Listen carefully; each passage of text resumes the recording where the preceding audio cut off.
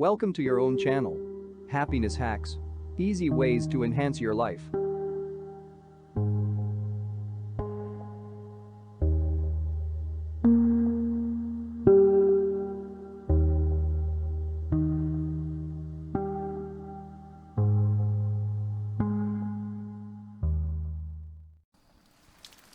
Chapter 6. Mr. Vinegar.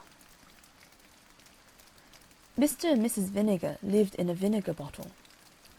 Now one day, when Mr. Vinegar was from home, Mrs. Vinegar, who was a very good housewife, was busily sweeping her house, when an unlucky thump of the broom brought the whole house clitter-clatter, about her ears. In an agony of grief, she rushed forth to meet her husband. On seeing him, she exclaimed, "Oh, Mr. Vinegar, Mr. Vinegar, we are ruined!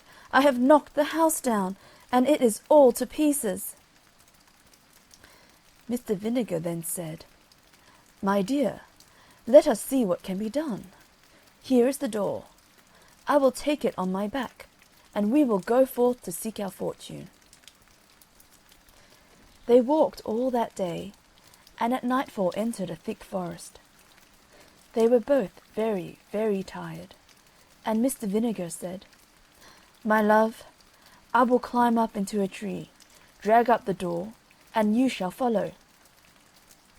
He accordingly did so, and they both stretched their weary limbs on the door, and fell fast asleep. In the middle of the night, Mr. Vinegar was disturbed by the sound of voices underneath, and to his horror and dismay, found that it was a band of thieves met to divide their booty. "Here, Jack," said one, "here's £5 for you. Here, Bill, here's £10 for you. Here, Bob, here's £3 for you." Mr. Vinegar could listen no longer. His terror was so great that he trembled and shook down the door on their heads. Away scampered the thieves, but Mr. Vinegar dared not quit his retreat till broad daylight. He then scrambled out of the tree, and went to lift up the door. What did he see but a number of golden guineas?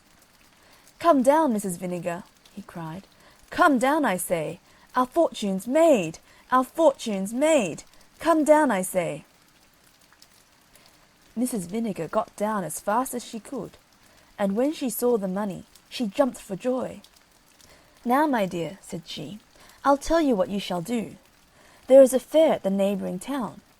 You shall take these 40 guineas and buy a cow. I can make butter and cheese, which you shall sell at market, and we shall then be able to live very comfortably." Mr. Vinegar joyfully agrees, takes the money, and off he goes to the fair. When he arrived, he walked up and down, and at length saw a beautiful red cow. It was an excellent milker, and perfect in every way. "Oh," thought Mr. Vinegar, "if I had but that cow, I should be the happiest man alive." So he offers the 40 guineas for the cow, and the owner said that, as he was a friend, he'd oblige him. So the bargain was made, and he got the cow, and he drove it backwards and forwards to show it. By and by he saw a man playing the bagpipes. Tweedledum, tweedledee. The children followed him about, and he appeared to be pocketing money on all sides. "Well," thought Mr. Vinegar, "if I had but that beautiful instrument, I should be the happiest man alive. My fortune would be made." So he went up to the man. "Friend," says he, "what a beautiful instrument that is, and what a deal of money you must make." "Why, yes," said the man, "I make a great deal of money, to be sure, and it is a wonderful instrument." "Oh," cried Mr. Vinegar, "how I should like to possess it!" "Well," said the man, "as you are a friend, I don't much mind parting with it. You shall have it for that red cow." "Done!" said the delighted Mr. Vinegar. So the beautiful red cow was given for the bagpipes. He walked up and down with his purchase, but it was in vain he tried to play a tune, and instead of pocketing pence, the boys followed him hooting, laughing, and pelting. Poor Mr. Vinegar!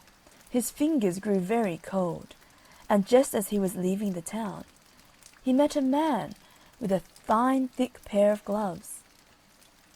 "Oh, my fingers are so very cold," said Mr. Vinegar to himself. "Now if I had but those beautiful gloves, I should be the happiest man alive." He went up to the man and said to him, "Friend, you seem to have a capital pair of gloves there." "Yes, truly," cried the man, "and my hands are as warm as possible this cold November day." "Well," said Mr. Vinegar, "I should like to have them." "What will you give?" said the man. "As you are a friend, I don't much mind letting you have them for those bagpipes." "Done!" cried Mr. Vinegar. He put on the gloves and felt perfectly happy as he trudged homewards. At last he grew very tired, when he saw a man coming towards him with a good stout stick in his hand. "Oh," said Mr. Vinegar, "that I had but that stick! I should then be the happiest man alive." He said to the man, "Friend, what a rare good stick you have got." "Yes," said the man, "I have used it for many a long mile, and a good friend it has been. But if you have a fancy for it, as you are a friend, I don't mind giving it to you for that pair of gloves." Mr. Vinegar's hands were so warm, and his legs so tired, that he gladly made the exchange. As he drew near to the wood where he had left his wife, he heard a parrot on a tree calling out his name. "Mr. Vinegar, you foolish man, you blockhead, you simpleton, you went to the fair, and laid out all your money in buying a cow. Not content with that, you changed it for bagpipes on which you could not play, and which were not worth 1/10 of the money. You fool, you had no sooner got the bagpipes than you changed them for the gloves, which were not worth 1/4 of the money. And when you had got the gloves, you changed them for a poor miserable stick. And now for your 40 guineas, cow, bagpipes, and gloves, you have nothing to show but that poor miserable stick, which you might have cut in any hedge." On this the bird laughed and laughed, and Mr. Vinegar, falling into a violent rage, threw the stick at its head.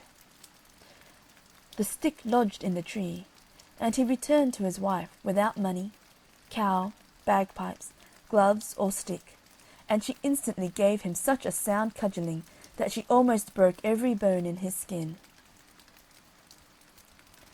End of chapter 6. Mr. Vinegar.